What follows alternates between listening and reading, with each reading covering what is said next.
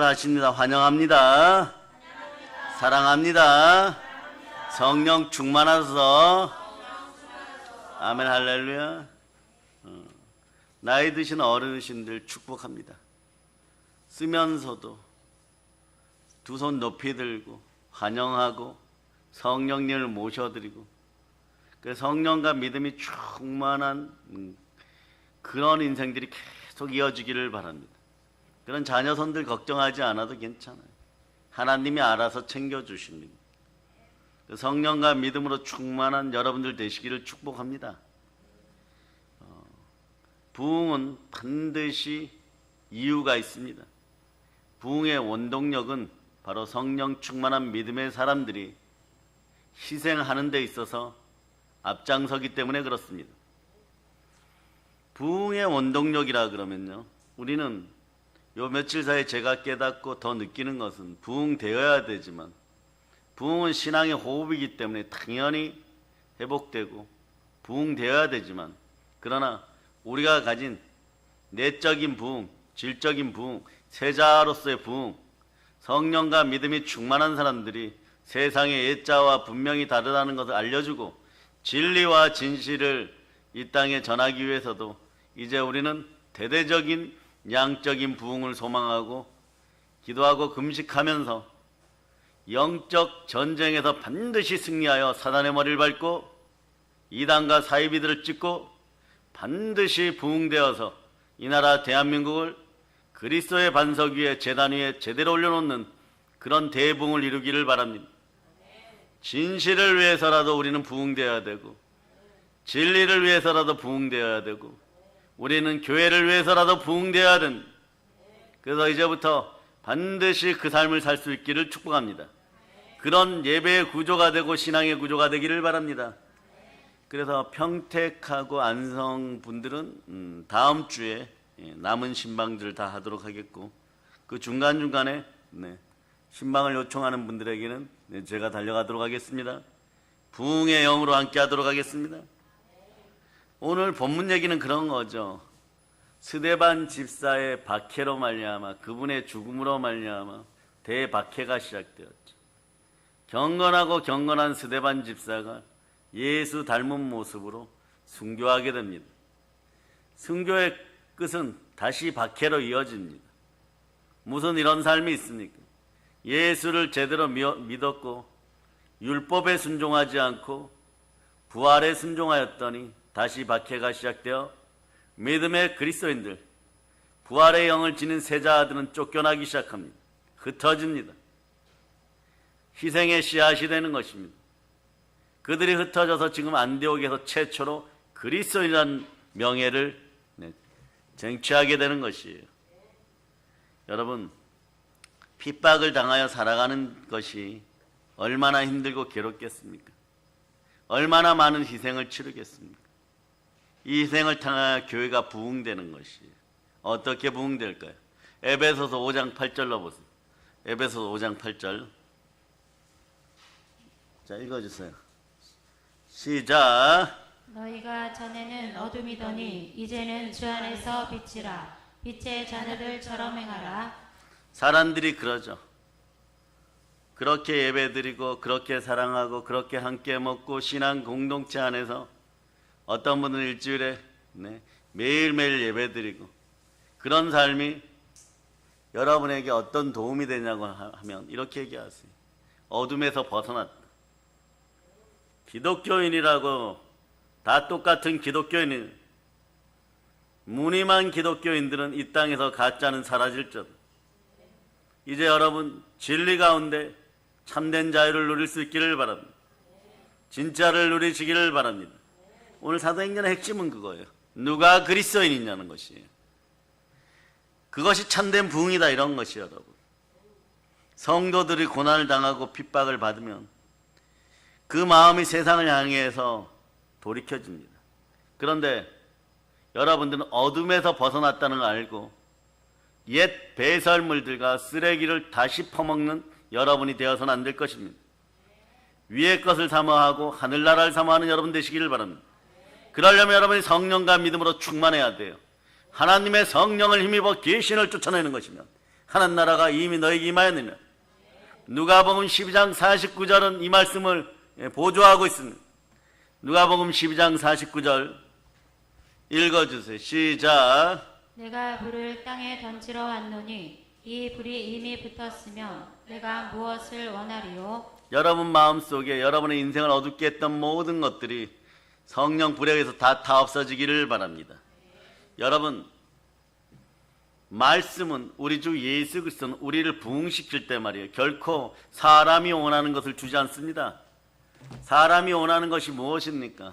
무엇을 먹을까? 무엇을 마실까? 게으르고 악한 거, 그 다음에 정욕과 탄신과 우상숭배, 이런 것들을 사람이 원하는 것, 쉽게 사는 것을 원합니다. 그러나 예수 그리스도 앞에 순결하게 제대로 나와보세요. 무엇을 줍니까? 의를 줍니다. 거룩을 줍니다. 경건을 줍니다. 우리는 이론적으로도 알고 있습니다. 기본적인 믿음으로도 알고 있습니다. 의와 희락과 평강과 성령의 열매와 평화의 열매를 맺어야 된다는 걸 알고 있습니다. 그러나 정작 여러분들이 그런 것을 여러분의 몸으로 받아들였습니까? 여러분의 신앙으로 받아들였습니까? 여러분의 삶으로 받아들였습니까? 기독교에는 의와 평강과 희락의 열매를 맺어야 된다고 입으로는 얘기하지만 그 좋은 것을 우리는 자기 자신은 짊어지지 않았던 것이에요. 오히려 옛자가 원하는 대로 이생의 자랑, 육체의 정욕, 안목의 정욕, 결코 흙이었던 옛자 사람은 거룩을 힘입을 수 없습니다. 그러나 거룩이 능력인지라 영과 진리로 예배드리고 말씀과 기도로 바로 섰을 때 우리에게 거룩이 들어올 때 바로 의와 희락과 평강의 열매를 맺게 되는 것이고, 비로소 다시 봅니다. 에베소서 5장 8절로 에베소서 5장 8절 읽어주세요. 시작. 너희가 전에는 어둠이더니 이제는 주 안에서 빛이라. 빛의 자녀들처럼 행하라. 여러분 빛의 자녀들이 반주자 502장 준비해 주세요. 여러분 빛의 자녀, 여러분 생명 빛의 자녀, 여러분 빛이니까 여러분들이 가는 자리에 사망의 은침한 골짜기에서 거머리처럼 붙어있었던 가짜 배설물들을 먹고 살았던 이런 마당만 밟고 가는 인생들, 옛자들이 말이에요. 아직은 먹을 것이 있고 아직은 마실 것이 있을 때 교만해집니다. 그러나 여러분들은 교만을 버리시기를 바랍니다. 말씀에 순종하시기를 바랍니다. 교만은 패망의 선봉이에요. 감정 따라 신앙생활을 해봐야 느낌 따라 죽어가는 것이 그것이 가짜들의 모습인 것이에요. 참된 부흥을 이루시기를 바랍니다. 빛의 자녀들이여, 참된 부흥은 첫째 숨을 쉬다, 호흡하다. 예수 그리스도 안에서 숨을 쉬시기를 바랍니다. 아멘, 할렐루야. 옛자들은 그래서 거룩한 영이 있을 때 숨쉬기가 불편해요. 여러분, 호흡하는 것도 불편해요. 거부감을 느낍니다. 게으르고 악하고 타락하고 정욕이고 끈적끈적하는 것들끼리 모였을 때는 이것이 괜찮은 것 같아요. 그러나 성령의 불이 임하고 여러분들이 정말 말씀에 순종할 때 여러분들은 가까웠던 바벨탑을 쌓았던 동료들과 당을 지었던 무리들에게 제일 먼저 등에 칼 맞게 되어 있습니다. 그것이 바로 신앙이니 예수 그리스도께 와서 빛의 자녀가 되었으니 저에게 좋은 것으로 주세요 이러면 생명과 평안이고 의와 희락과 평강인 것이고 사랑과 희락과 화평인 것이고 오래 참음 자비와 양성과 충성과 온유인데, 온유하면은 돈 못 번다고 하니까 그러나 성경 이렇게 얘기합니다. 온유한 자는 복이 있나니 땅을 기업으로 받을 것이. 온유해져야 돈이 여러분에게 순종하게 되어 있습니다. 이것이 법칙이에요. 빛의 자녀들 찬송합시다. 502장 1절로 드립니다.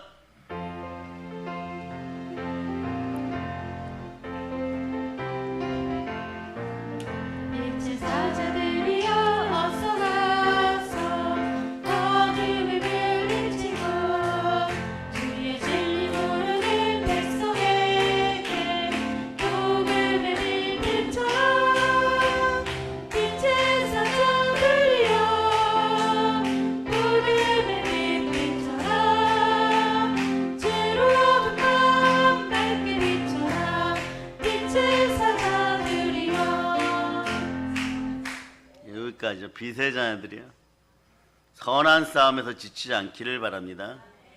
대부분의 교인들이 자기 통장 잔고에 먹고 살고 옆에 있는 집사보다 돈이 조금 더 많으면 바로 교만해져요. 그러면서 뭐냐? 평안할 때는 세상에 마음을 둡니다. 그러지 말라 그래도 탄신과 악한 종욕에 휩싸여요. 여러분. 내 세포가 원하는 대로 교만해집니다. 그런데 한번 생각해 보세요. 그 손에 들리고 그 통장에 있는 잔고도 누가 주셨습니까? 우리는 간단합니다. 썩어져서 지옥 가면 쓸모가 없는 것이 하나님이 주셨어요. 땅의 일을 생각하게 되고 세상의 영화를 구하게 되고 세상을 사랑하게 되는 것입니다. 그러나 먼저 알려드리는 부흥의 원동력의 특별한 비밀은 희생의 씨앗이에요. 여러분. 언제 알 수 있느냐? 고난 풍파가 닥쳐오면 세상을 향했던 마음이 자동으로 말이에요. 언제나 좀 성공하고 싶으면 락이 딱딱 걸려요. 그래서 일반적으로 여러분들이 무엇을 하여서 세상에서 좀 성공해보고 싶다 이럴 때 이 락부터 풀어야 돼. 어느 정도 성공을 위해서 이렇게 가다 보면은 에덴 동산조차 잃어버렸던 인류는 원죄의 영향력과 본성의 영향력으로, 본성은 죄와 사망 속에서 게으르고 악했던 본성이에요. 옛자의 본성. 그러니까 그걸 씻고 넘어가야지 이제 제대로 된 성공이 온다 이럴 때 성공 직전에 락이 딱딱 걸려버려요. LOCK. 잠궈져 버린다는 것이에요. 그러고 안 되나 보다 이러는 거지. 그게 10년, 20년, 30년 가는 사람들이 있어요. 그러나 그걸 한번 넘어서 보고 우상을 이긴 사람들은요. 귀로만 듣던 하나님을 체험으로, 눈으로 만나게 되니까 그 세계가 있다는 걸 알죠. 그 세계를 경험하고 하나님을 만나고 인격적으로 만난 사람들은, 성령의 불을 받아본 사람들은 넘어서라. 무한대의 세계가 열려있다. 사망의 음창 골짜기에서 벗어나라. 그렇게 얘기하는 거죠. 오직 예수 그리스도만 바라라. 그런데 그것이 안 된단 말입니다. 안 될 때 하나님이 동원하시는 방법은 뭐냐? 바로 고난이에요. 여러분. 시험이나 환난이에요. 여러분. 보세요. 정말 죽을 것 같으면 탄심 앞에 서겠습니까? 정말 죽을 것 같으면 중독 앞에 서겠습니까? 버틸만 하니까 그런 거예요. 여러분. 좀 더 쉽게 돈 벌 수 있는 방법이 아직도 미련으로 남아도 괜찮을 만큼 환경과 상황이 받쳐준다는 거죠. 그런데 그 받쳐주는 기초돌이 자신의 힘인지를 평가해 보세요. 자신의 힘이 아닐 때 그 돌이 빠져버리면 하루아침에 바벨탑이 무너집니다. 그럴 때 제가 자주 설교했지만 영권을 잃어버린 사람은 인권도 잃어버리고 인권을 잃어버린 사람은 물권을 잃어버립니다. 여러분들 기억하시기를 바랍니다. 그것은 누구에게나 동일합니다. 그런데 고난과 풍파가 다가오면은 탄신과 정욕으로 섰던 마음들이 사라지고 하나님을 사모하는 마음이 생겨나기 시작해요. 영원한 세계를 동경하게 되고 하늘나라에 보물을 쌓게 되는 희생의 씨앗들을 심게 됩니다. 그 중에 그 대표적인 것이 전도와 구제와 선교로 드러나는 거죠.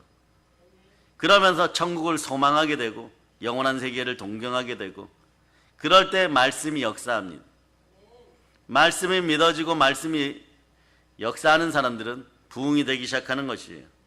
먼저 여러분의 참된 부흥이 내적으로 일어나고 여러분의 속사람이 점점점 강건해집니다. 여러분의 겉사람은 썩는 것 같이 후패해진다고 표현하죠. 점점점 후패해지지만 여러분의 속사람은 모세가 80세에 후패했던 그 영을 이기고 120세에도 정말 하나님 나라 일을 더 할 수 있다라고 믿었고 그래서 아버지 하나님 앞에 마지막으로 우리로 얘기하면 아버지 하나님이시고 그분에게는 여호와 하나님이시죠.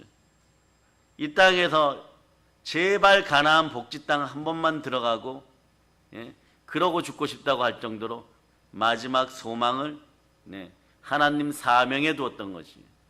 그 사명인 사람은 행복한 사람인 것입니다. 우리가 살아가는 동안 우리의 마음이 늘 하나님의 초점에 맞춰져 있어야 되는데 육신이 평안해지고 무슨 일이 좀 잘 되는 것 같으면 하늘나라는 뒷전에 버려두고 여러분 잘 되었을 때 교만해져도 늦지 않아요. 참 아이러니한 표현이죠. 잘 되지도 못했는데 벌써 교만해져 있어요. 여러분. 세상 일만 집착하고 이 세상에 재물을 쌓아두고 세상의 부귀 영화만을 누리려고 하며 자꾸 세상에 마음을 두면 안 된다는 신호로 고난과 핍박을 하나님이 가합니다. 그럴 때 이럽니다. 너는 지금도 교만해서도 안 되고 잘 되었을 때도 교만해서도 안 되고 오직 진리와 함께하라. 진리가 누구십니까? 예수 그리스도와 함께하라. 그러므로 고난이 다가오고 핍박이 다가올 때 소망을 하늘나라에 두고 또 우리의 마음을 하나님 나라에 두라고 하는 하나님의 말씀을 내 인생의 메시지로, 내 인생의 교훈으로, 내 인생의 잠언으로, 내 인생의 시편으로, 내 인생의 금언으로 감사하며 받게 되어 있는 것이에요. 형통한 날에는 우선 하나님께 감사하고 공고한 날에는 예수 그리스도를 깊이 생각하라는 말씀처럼 우리 모두는 어려운 환경에 처할 때 더욱더 하나님과 깊은 교제하는, 교통하는 삶을 살아가야 되는 것이에요. 어려움이 다가올 때 우리 모두는 우리 자신이 깊이 반성하고 특히 회개의 은총이 있기를 축복합니다. 초대교회 성도들은 핍박을 당할 때 불평과 원망을 하지 않았습니다. 차라리 이렇게 얘기했습니다. 따라해보세요. 예수 부활하셨습니다. 그분이 어디에 계시다고요? 예, 갈라디아서 2장 20절처럼 신앙 고백해버린 거예요. 그래서 바울로 말미암아 가까이 있었던 믿음의 형제들은 갈라디아서 2장 20절 같은 말씀이 공식적으로 날아들기 시작할 때 어마무시한 은혜를 입었던 거죠. 그렇지. 그러니 순교의 영으로 땅끝까지 나가는 것이고 로마에서도 불태워지는 인생들이 되어도 결코 예수 그리스도가 내 안에 계심으로 예수 그리스도와 함께 죽을 때 나는 예수 그리스도로 소천하게 되는 것이고 나는 예수 그리스도로 죽었으므로 그 영광이 바로 해의 부활, 해의 영광이 되는 것이 이것이 참된 믿음인 것입니다. 갈 때도 우리는 예수 그리스도로 죽어야 되고 살아갈 때도 예수 그리스도와 함께 살고 영원한 에베네셀의 하나님, 오늘의 하나님, 내일 영원한 임마누엘 여호와의 일의 하나님, 영원하신 임마누엘 하나님 예수 그리스도와 함께 살아가시기를 바랍니다. 임마누엘의 하나님이 되시기 위하여 산자와 죽은 자의 주가 되시려고 우리 주 예수 그리스도가 부활하셨습니다. 한번 외쳐봅니다. 우리 주님이 부활하셨습니다. 자, 따라해. 나의 주, 나의 하나님, 나의 예수 그리스도요. 홀로 영광 받으시옵소서. 그러므로 이제부터는 여러분의 부흥을 빼앗아 가려고 하고 여러분의 자녀들을 영원한 지옥으로 빠뜨리려고 하는 저 마귀와의 영적 싸움에서 승리할 수 있기를 바랍니다. 어떻게 해요? 에베소서 6장 12절처럼 에베소 6장 12절처럼 자, 불평과 원망을 내려놓고 내 안에 예수 그리스도가 계심을 믿고 이 영적 싸움에서 반드시 승리함을 믿고 여러분들이 합독하시기를 바랍니다. 시작. 우리의 씨름은 혈과 육을 상대하는 것이 아니요 통치자들과 권세들과 이 어둠의 세상 주관자들과 하늘에 있는 악의 영들을 상대함이라. 어려움이 다가올 때 사람 보고 싸워서는 실패합니다. 사람을 의지하다가는 그 호흡이 끝나는 날 인생도 같이 끝나버리는 거예요. 영혼마저 멸하시는 하나님을 두려워할 수 있기를 바랍니다. 마음에 조그마한 의혹이 있으면 보혈로 씻고 끝까지 회개하기를 바랍니다. 우리는 이제부터 북녘 땅에 교회를 세우기 위해서뿐만 아니라 여러분의 개개인의 환난 질고를 이기기 위해서도 영적 전쟁을 선포하고 마귀와 이단과 사이비의 머리를 밟으면서 대부흥을 주도하는 주의 군사들 되시기를 축복합니다. 저는 압니다. 사람이 예자로 마음의 고난을 받으면 어디까지 가느냐. 세포가 다 울어버려요. 세포가 울기 시작할 때 어떤 일이 벌어지느냐. 살이 부들부들 떨려요. 그리고 무엇을 먹을까 무엇을 마실까 생각도 안 납니다. 그럴 때 어떻게 해야 되느냐. 그래도 범사에 감사하라. 그런데 안 되죠. 안 될 때 어떻게 해야 되느냐. 말씀을 읽고 듣는 것도 중요하지만 지키세요. 말씀을 쓰고 암송하고 말씀을 먹기 바랍니다. 그러면 일단 안정이 되기 시작해. 안정이 되었으면 마귀의 머리를 밟으세요. 기도와 부흥은 뗄래야 뗄 수가 없습니다. 기도는 영혼의 호흡이고 부흥의 첫 번째 뜻도 숨을 쉬다 호흡하다예요. 그 다음 회복, 그 다음 재충만, 즉 소생이 되는 거예요. 소생까지 가야 돼요, 여러분. 재충만 돼야 돼. 그러려면 어떻게 해야 되나? 기도하였으면 여러분의 영혼을 살찌우세요. 그러려면 말씀에 순종하세요. 말씀은 영혼의 양식입니다. 거기서 끝내면 안 됩니다. 다이어트 해야 되죠. 다이어트 할 때 어떻게 합니까? 전도하시기 바랍니다. 전도가 따라하세요. 영혼의 운동. 그래서 순교의 영으로 전도하는 건 최고의 복인 것이에요. 최고의 복인 것이에요. 그래서 초대교회 성도들은 핍박을 당할 때 예수 부활부터 생각했습니다. 도리어 감사하면서 하나님의 미달되어 희생의 씨앗을 심는 거예요. 그 결과물로 오늘 안디옥에는 교회가 서고 크리스찬으로 그리스도인으로 불리우게 되는 것입니다. 바로 희생의 씨앗은 교회 부흥의 원동력입니다. 우리가 하나님의 미랄될 수 있기를 축복합니다. 희생이 없이는 제대로 된 부흥이 일어나지 않습니다. 참된 부흥은 내적 부흥과 함께 외적 부흥이 함께 해야 됩니다. 옛날 전쟁 때 6.25 전쟁 때처럼 아직 6월이죠. 전쟁 때처럼 공산주의자들이 총 들고 예배 못 드리게 죽인다고 교회로 뛰어들어오는 것은 아닙니다. 그러나 우리는 코로나를 통해서 알게 된 것이 있습니다. 참된 부흥, 즉 내적 부흥이 일어나지 않은 상태에서 외적 부흥만 일어나면 어떤 장로님이 출연했던 대표적 기독교 영화 북한 선교에 대한 영화에서는 몇 명이 하나님이 바라보는 참된 부흥을 이루었다고요? 3만 명 있는 교회 6명이라 그랬어요. 3만 명 있는 교회 6명, 이거는 무슨 숫자 계산도 잘 안 나오는 거죠. 0.00 몇 %, 2% 정도 되겠죠. 그러나 여러분들도 참된 내적 부흥이 마음으로부터 일어났으니 이제는 우리가 가지고 있는 진리의 복음, 초대교회가 바라보았던 온영복음, 그리고 참된 은사, 이러한 것들이 진리 안에서 바르게 사용될 수 있도록 외적인 대부흥도 주도하는 여러분이 되시기를 바랍니다. 부흥의 주인공들이 되시기를 축복합니다. 그러나 오늘 반드시 기억하시기를 바랍니다. 부흥의 원동력은 희생입니다. 희생의 씨앗을 뿌릴 수 있기를 바랍니다. 희생이 없는 부흥은 일어나지 않습니다. 왜냐? 가짜들은 제대로 희생하는 법 모릅니다. 사나 죽으나 주의 것이요 이것은 입에 발린 말인 것이고 말씀도 행함 있는 믿음으로 실천되어지고 오직 성령이 너에게 임하시면 권능을 받고 예루살렘과 온 유대와 사마리아 땅까지 이르러 내 증인이 되리라 할 때 전도지 한 장이라도 들고 나가는 증인이 되어야 한다는 것입니다.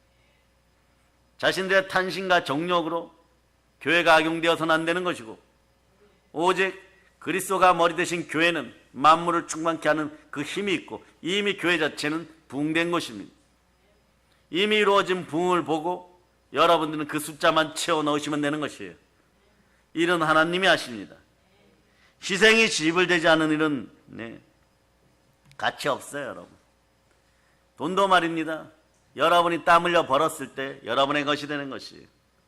재물 얻을 능력은 하나님이 주시는 것입니다. 희생이 지불되는 일은 대단한 가치가 있는 것이고 절대 가치가 있는 일인 것입니다. 많은 시간을 투자하고 정성을 싣는 귀중한 일들을 하실 수 있기를 바랍니다. 사람들은 흔히 공짜라고 하면 우습게 시시하게 여깁니다. 값싼 것도 마찬가지입니다. 그러나 받아들이는 사람 입장에서 보면 정말 시시하게 느껴질 수도 있겠지만 그 구원의 결과물은 절대적으로 대단한 것입니다. 잃어버리면 지옥입니다. 시시한 것이라 생각하여 형편없는 것으로 생각하고 값싼 게 비지떡이라고 하는 말에는 인간 세상에서는 이걸 넣지 않았기 때문에 이것이 이 양념이 있어야 돼. 그 양념 뭐냐? 희생, 신실, 노력이라는 양념인 것이에요. 여러분의 인생에서 구원이 값없이 이루어졌습니까? 우리 입장에서는 그럴지 모르지만 하나님과 예수 그리스도 입장에서는 목숨값입니다. 하나님은 자기 아들을 희생하셨습니다. 여러분들은 여러분의 자녀들 중에 누구를 죽여서 다른 사람, 다른 집의 자식을 살릴 수 있겠습니까? 아버지 하나는 그렇게 하셨습니다. 우리의 죄가 때문에 그렇게 하셨습니다. 이건 아주 소중하게 여기고 가치 있게 여겨야 되는 기본 마인드라도 가지고 있기를 바랍니다. 그러기에 영적 전쟁에 승리하고 참소하는 마귀의 계계를 밟아버리고 예수를 부인하게 하는 가짜들을 이 땅에서 소멸시키는 여러분이 되시기를 바랍니다. 로마서 8장 32절로 보시겠습니다. 로마서 8장 32절 읽어주세요. 시작. 자기 아들을 아끼지 아니하시고 우리 모든 사람을 위하여 내주시니까 어찌 그 아들과 함께 모든 것을 우리에게 주시지 아니하겠느냐. 모든 것을 주시는 기준은 뭐냐? 예수 그리스도입니다.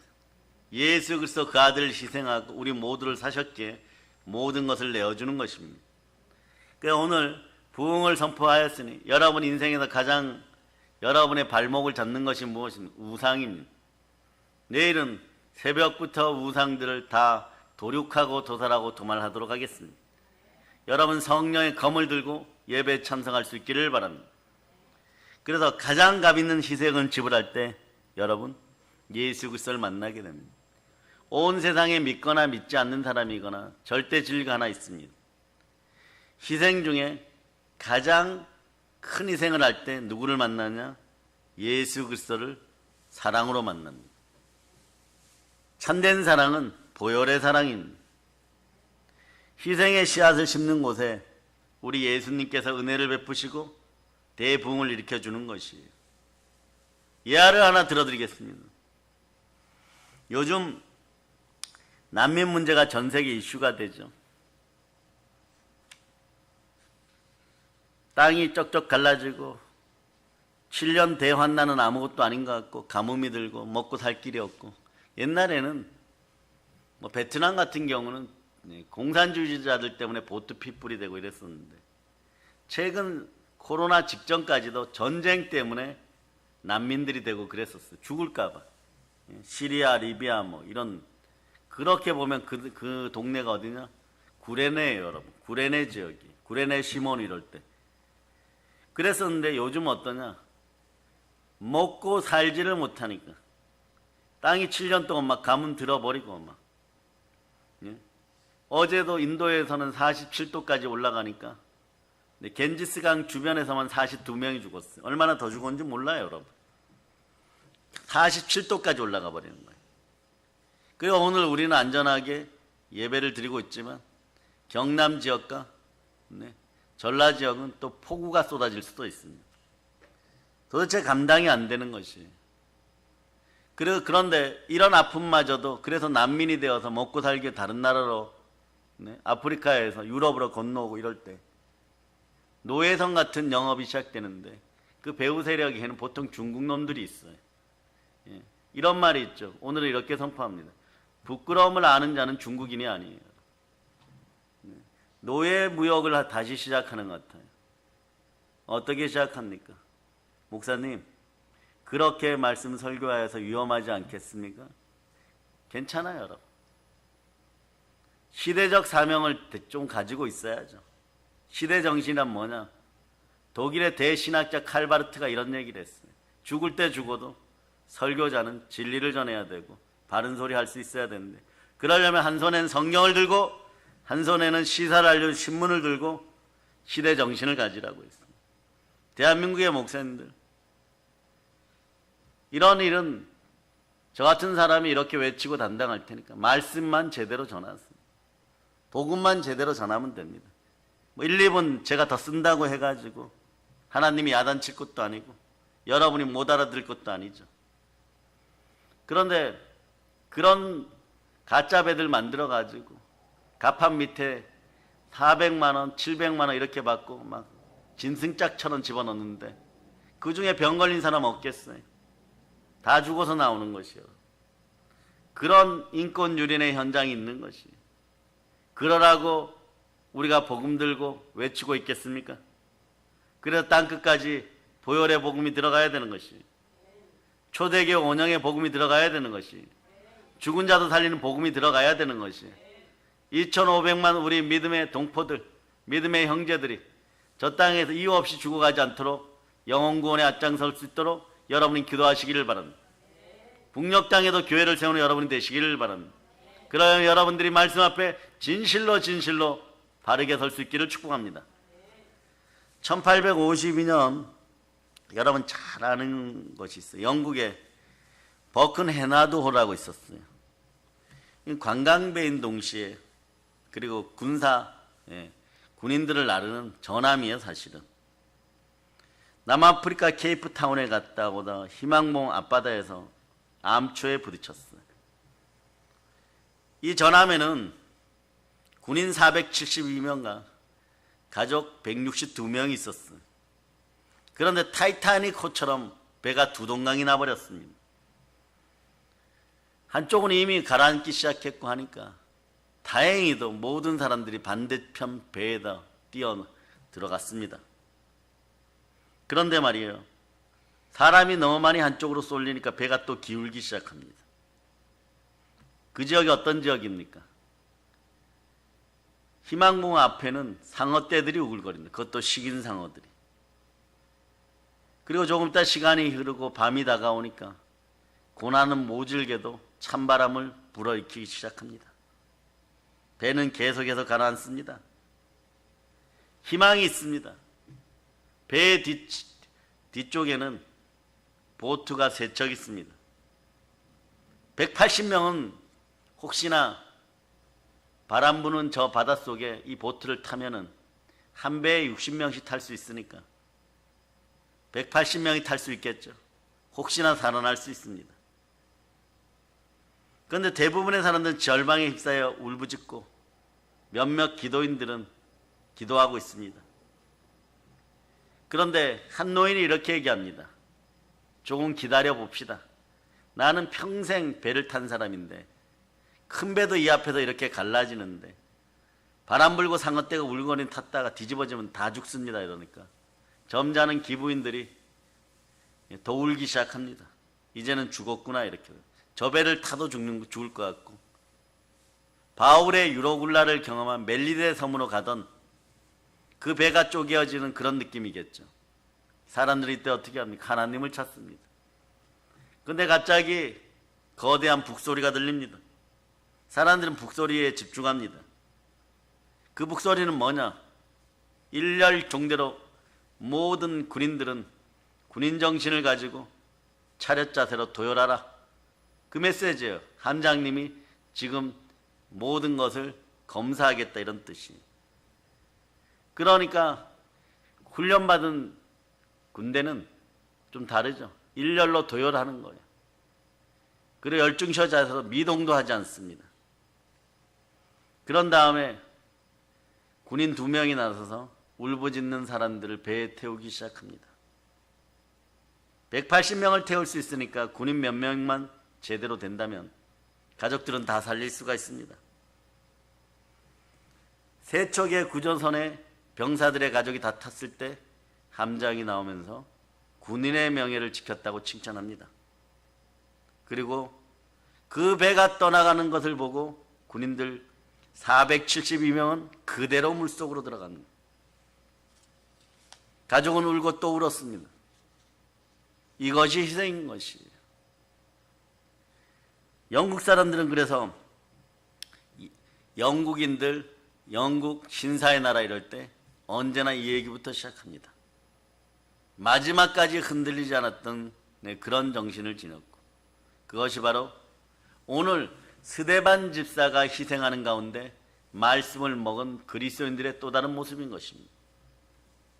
안디옥에 가서도 우리는 그리스도인이라 불리우고 천박한 대접을 받을 때도 기독교인의 명예를 떨어뜨리지 않았습니다. 영국에서 버큰헤나드호의 병사들의 희생정신을 오늘도 본받으려고 하는 것처럼 우리도 고난 가운데에서도 기독교인의 신앙의 지조를 지킬 수 있기를 바랍니다. 이런 희생정신은 말세는 고통의 때 현대시대를 살아가는 한국교인들이 본받아야 할 정신들의 것입니다. 아버지 하나님께서 우리의 삶을 내다보시면서 여러분 보고 오늘 뭐라고 하겠습니까? 너희는 너희의 남은 삶을 누구를 위하여 살겠느냐? 정말 너희 자신을 위해 살겠느냐? 그러면 예수 그리스도의 향기 넘치는 인생들이 되어라. 신앙인의 지조를 지켜라. 그러려면 다른 사람을 위해서 때로는 희생해야 될 것이다. 육체의 유익을 위해서, 돈을 위해서, 평안함을 위해서, 도둑이 오는 것은 훔치고 죽이려고 오는데 그런 정신으로 살지 말고 희생정신으로 살아갈 수 있기를 바랍니다. 내 아들도 십자가에서 그렇게 몸짓고 채찍에 맞음으로 너희를 구원하였느니라. 하나님께서 내려다 보실 때 오늘날 한국교회는 얼마나 안타까운 모습이겠습니까? 제대로 회개할 수 있는 성령의 기름 부음이 함께하기를 바랍니다. 오늘 우리는 희생 씨앗을 심어야 됩니다. 그럴 때 교회는 성장하게 되어 있습니다. 오늘 본문은 사도행전 본문이죠. 단순히 교회가 시작되는 역사들이 아닙니다. 하나님은 우리에게 알려주고 싶은 것이 있습니다. 교회가 왜 시작되어야 되는가? 그러면 교회는 시작되면서 무엇을 해야 되는가? 교회가 시작되면서 강조한 것들이 있습니다. 그것은 무엇입니까? 교회의 본질이 무엇인지를 우선 말씀하고 있습니다. 이 본질이 교회의 중심이 되게 하는 것이 사도행전을 보는 목적이 되어야 됩니다. 아버지 하나님께서 새로운 약속의 예수 그리스도를 중심으로 한 교회를 이 땅에 시작하면서 제일 먼저 하신 일은 가짜 종교를 소멸시키는 것입니다. 구약 중심의 유대교를 완전히 바꿔버리는 것이고 예수 그리스도 중심의 신약 시대를 열어버리는 것이에요. 그래서 희생정신이 있는 기독교인들에게 답이 보입니다. 부흥의 원동력은 예수 그리스도십니다. 그럴 때 여러분 인생에서 것이 떠나갑니다. 그럼 오늘 말씀 20절 하반절을 보면, 자 20절 오늘 본문 20절을 읽어주세요. 하반절을 보시기 바랍니다. 읽어주세요. 시작. 그 중에 구브로와 구레네 몇 사람이 안디옥에 이르러 헬라인에게도 말하여 주 예수를 전파하니 초대교회 성도들은 주 예수 그리스도만을 전파했습니다. 성령과 믿음이 충만하면 당연하게 그 충만한 영은 부활의 영인 것이고 부활의 영은 그리스도인 것입니다. 무릇 하나님의 영으로 인도받는 우리는 바로 하나님의 아들들 참된 그리스도인입니다. 부흥하는 원동력은 바로 그 안에 있었던 것입니다. 부흥이란 주 예수 그리스도가 전파되는 것이고 주 예수 그리스도를 제대로 전파하면 부흥이 일어나는 것입니다. 최소한 여러분 개개인의 부흥은 이미 일어났습니다. 왜냐하면 예수 그리스도가 어디에 계십니까? 그러니 말씀에 순종할 수 있는 믿음을 볼 수 있기를 바랍니다. 주 예수 그리스도 이외에 다른 것이 전파되는 것은 부흥이 아닌 것입니다. 사랑하는 여러분, 그러면 예수 그리스도를 전하는 전도와 또 예수 그리스도를 설파하는 설교는 무엇입니까? 복음을 전하는 것입니다. 예수 그리스도만이 복음입니다. 예수 그리스도만을 전하는 것이 설교고 그것이 바로 참된 복음입니다. 철학을 전하고 어떤 사상을 전하고 사이비들의 논쟁거리를 전하고 돈 버는 방식을 전하고 하물며 적극적인 마인드 컨트롤 방식을 전하고 그따위 것들은 복음이 아닙니다. 이런 것들은 어디에나 있었습니다. 종교 측에도 들어가지 못합니다. 복음이 아닌 다른 것을 전하는 것은 합당하지 못합니다. 우리는 어찌하든지 예수 그리스도를 전하고 예수 그리스도의 복음을 전해야 될 줄을 믿습니다. 복음을 전하면 복음은 하나님의 능력이기 때문에 영혼을 구원하게 되어 있습니다. 여러분들은 이 마음으로 복음을 전할 수 있기를 바랍니다. 히브리서 10장 38절로부터 39절을 보겠습니다. 히브리서 38절로부터 39절 읽어주세요. 시작. 나의 의인은 믿음으로 말미암아 살리라. 또한 뒤로 물러가면 내 마음이 그를 기뻐하지 아니하리라 하셨느니라. 우리는 뒤로 물러가 멸망할 자가 아니요 오직 영혼을 구원함에 이르는 믿음을 가진 자니라. 복음은 하나님의 능력입니다. 그렇기 때문에 복음은 영혼을 구원합니다. 영혼을 구원하는 힘이 있습니다. 그 힘이 있는 사람은 절대 물러서지 않습니다. 사도 바울은 이렇게 얘기했죠. 내가 복음을 부끄러워하지 아니하노니 이 복음은 모든 믿는 자에게 구원을 주시는 하나님의 능력이 됩니다. 하나님의 능력이 이미 구원받을 때 임하였습니다. 보혈의 능력, 구원의 능력이 함께합니다. 사망의 검세가 떠나갔도다. 복음이란 예수 그리스도의 십자가의 보혈과 부활입니다. 즉 보혈과 부활입니다. 예수 그리스도를 전하면 하나님의 권세가 드러나고 예수 그리스도를 전하면 하나님의 능력이 드러나고 예수 그리스도를 전하면 하나님의 부요가 드러나게 되어 있습니다. 예수 그리스도를 전하면 구원의 역사가 나타나는 것입니다. 예수 그리스도를 전할 수 있기를 바랍니다. 부활의 예수 그리스도를 전하실 수 있기를 바랍니다. 전도의 최선의 방법은 예수 그리스도를 체험하라야 됩니다. 우리 주 예수 그리스도를 인격적으로 만나면 인생의 가장 큰 복이 임합니다. 예수님을 만날 수 있기를 축복합니다. 전도할 때는 우리 이렇게 얘기하죠. 아주 작은 감동, 미세한 음성, 정말 내가 예수 그리스도를 만났나 안 만났나 의문조차 들을 때도 사랑의 능력 교회 와서 은혜를 받으시기를 바랍니다. 와보시기를 바랍니다. 분명히 예수가 부활했습니다. 전하는 것이 가장 효과적인 전도 방법입니다. 구슬이 서마리아로 깨어야 보배인 것입니다. 그러나 여러분 기억하시기를 바랍니다. 진주 목걸이를 가지고 계신 분 계십니까? 교회를 위하여 여러분 좋은 곳에 희생할 수 있기를 축복합니다. 진주가 무엇입니까? 조개의 눈물입니다.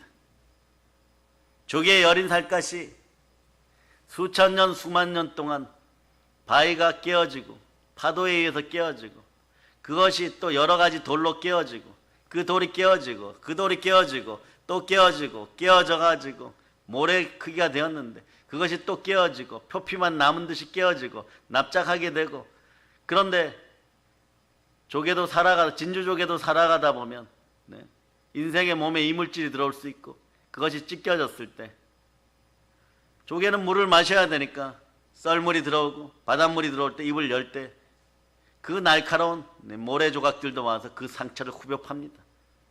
얼마나 아프면 목이 떨어지는 것 같이 아프다고 어떤 시인은 노래했습니다. 그런 고통을 겪어야 됩니다. 숨을 쉬자니 살자니 입을 벌려야 되고 입을 벌리자니 참된 것을 전하면 때로는 원수된다는 것을 알고 있어야 됩니다. 갈라디아서 4장 15, 16절로 봅니다. 갈라디아서 4장 15, 16절. 자, 여러분 읽어주세요. 시작. 너희의 복이 지금 어디 있느냐? 내가 너희에게 증언하노니 너희가 할 수만 있었더라면 너희의 눈이라도 빼어 나에게 주었으리라. 그런즉 내가 너희에게 참된 말을 함으로 원수가 되었느냐? 참된 복음을 전한다고 원수가 되었다고 두려워하지 마시기를 바랍니다. 원수 될 것 같다고 두려워하지도 마시고 담대하시기 바랍니다. 담대하면 상이 큽니다. 베드로사는 이런 가정을 자기 신분이 그렇게 좋지 않고 썩 좋지 않은데 성령을 강렬하게 받다 보니까 갑자기 예수님 이후에 가장 큰 슈퍼스타가 되었죠. 얼마나 많은 참소와 얼마나 많은 댓글과 얼마나 많은 사이비들에 의해서 죽음을 강요당했겠습니까?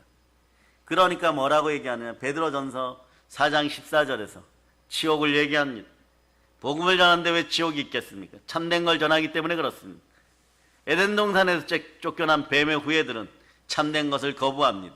게으름과 악함과 귀차니즘과 쉽게 돈 버는 것과 이런 것으로 복을 받으면 그걸 복이라고 얘기합니다. 그건 복이 아닙니다. 그런 복은 하나님께서 허락하지 않습니다. 예수 그리스도가 우리에게 준 참된 복은 팔복을 근거로 마음이 성결한 자는 복이 있나니 하나님을 볼 것이요 의와 희락과 평강과 사랑 이런 것을 가지라 합니다. 이런 것을 가지라 할 때 여러분들은 가질 수가 있겠습니까? 우리 세포가 원하는 것을 하나님은 절대 주시지 않았습니다. 무엇을 주었습니까? 바로 의와 희락과 평강을 주십니다. 거룩을 주십니다. 경건을 주십니다. 인자를 주십니다. 겸손함을 주십니다. 순종을 주십니다. 인내를 주십니다. 이런 것이 여러분에게 어울린다면 여러분은 이미 하나님께 복받은 존재들인 것입니다. 말씀을 나눌 수 있는 여러분 되시기를 바랍니다. 아멘 할렐루야. 그래서 여러분 조개가 눈물을 흘릴 때마다 바닷물은 또 그것을 품어가지고 정말 작은 씨앗처럼 그렇게 될 때 영광의 열매가 큰 진주인 것이. 진주는 사이즈가 조금만 틀려도 가격 차이가 엄청납니다. 2, 300만 원 정도 하겠지 이러는 건 한 2천만 원 해버리고 그거보다 조금 작으니까 한 1,500만 원 하겠지 이러면 진주를 좀 아는 분들은 그럽니다. 한 100만 원이면 산다. 그렇게 되는 것이요. 약간의 차이가 신앙인은 50보 100보인 것이 전쟁터에서 50보 도망간 녀석이나 100배 도망간 녀석이나 다 똑같으니까 사형당하지만 신앙은 한 발이라도 죽게 더 나오시기를 바랍니다. 그게 여호수아의 정신입니다. 여호수아는 모두가 모세를 등지고 우상 숭배하였을 때 하나님이 그래도 이스라엘 백성들을 사랑하여서 다 올라오라 시내산에서 만나자 그런데 그날 밤 배경은 폭풍과 치는 밤이고 막 꽹가리 소리가 들리는 것 같고 산 꼭대기에서 막 뭔가 대폭발이 일어난 것 같고 막 그러니까 모세에게 나옵니다. 방금 전까지 돌로 때려 죽이려고 했는데 하나님이 올라오라고 하니 자 죄인된 우리는 가면 모세여 죽습니다. 그럴 땐 높여요. 하나님의 사람 모세요. 하나님과 대면한 적이 있으시니까 가서 만나죠. 이건 우리 이렇게 얘기하는 거예요. 나 대신 가서 죽어주세요. 그러나 말씀을 들고서는 주의 종들은 잘 들으시기를 바랍니다. 언제나 십자가를 짊어질 수 있기를 바랍니다. 그 십자가를 짊어지고 하나님께 나아갈 때 그대의 쫄래쫄래 따라온 기도의 사람, 은혜가 있는 곳에 은혜를 받는 것이, 은총을 받은 사람 옆에 있다 보니까 모세가 늘 기도하는 걸 보고 모세의 앉은 자리, 그 따뜻한 자리, 기도의 자리가 고마워서 그 해막을 떠나지 않고 여호수아는 새벽까지 기도했어.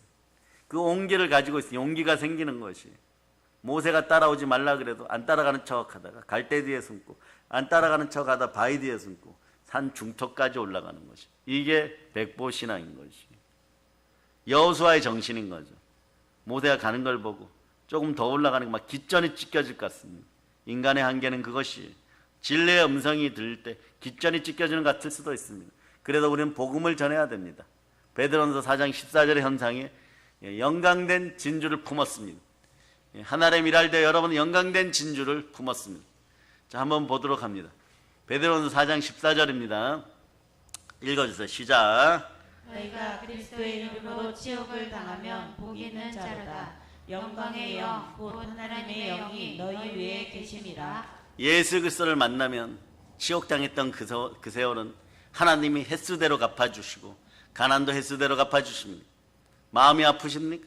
슬프십니까? 세상이 몰라준다고 마음이 상하셨습니까? 가진 것이 없습니까? 절대 그럴 필요 없습니다.